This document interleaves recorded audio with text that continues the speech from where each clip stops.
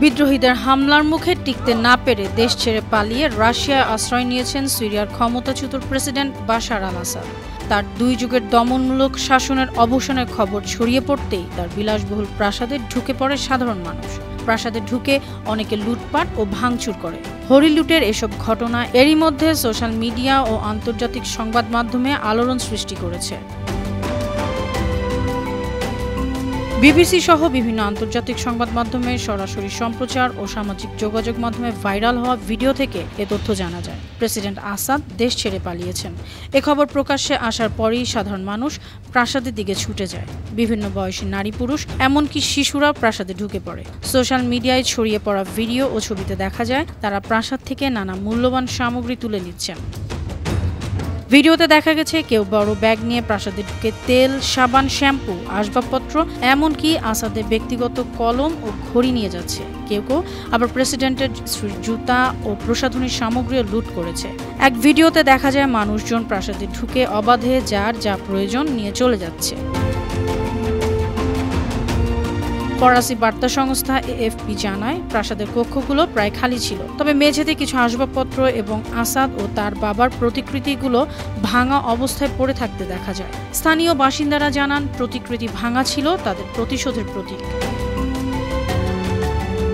গেল রোববার বিদ্রোহীদের হামলার মুখে দেশ ছেড়ে পালিয়ে রাশিয়া আশ্রয় নেন সিরিয়ার ক্ষমতাচ্যুত প্রেসিডেন্ট বাশার আল আসাদ। তার দেশ ত্যাগের মধ্য দিয়ে অবসান ঘটল 54 বছর ধরে আসাদ পরিবারের রাজত্বের। ইসলামপন্থী সশস্ত্র গোষ্ঠী হায়াত তাহরির আল শাম HTS এর হাতেই দীর্ঘ 2 যুগেরও বেশি সময় ধরে ক্ষমতায় থাকা বাশার সরকারের পতন ঘটে। হামলার মাস্টারমাইন্ড হিসেবে কাজ করেছেন বর্তমান HTS প্রধান ও জঙ্গি গোষ্ঠী আল কায়দা ও ইসলামিক স্টেটের সাবেক নেতা আবু মোহাম্মদ আল জোলানি।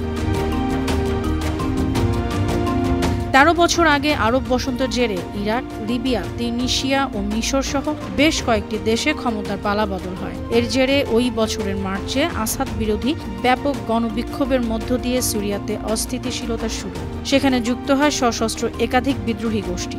ওই সময় রাশিয়া আর ইরানের সহযোগিতায় সেসব বিদ্রোহ কঠোর হস্তে দমন করে রাজধানীর নিয়ন্ত্রণে ধরে রাখেন আসাদ। চলতি বছরে একের পর এক হামলায় সিরিয়ার সরকারি বাহিনী নাস্তানাবুদ হতে থাকে। গেল সপ্তাহে হায়াত তাহরির আল শাম গুরুত্বপূর্ণ আলেপ্পো ও হোমস শহর দখল করে নেয়। এরপরই রাজধানী অভিমুখে তাদের অভিযান শুরু হয়। কোনো প্রকার বাধা ছাড়াই রাজধানী দামেস্ক দখল করে নেয় বিদ্রোহীরা।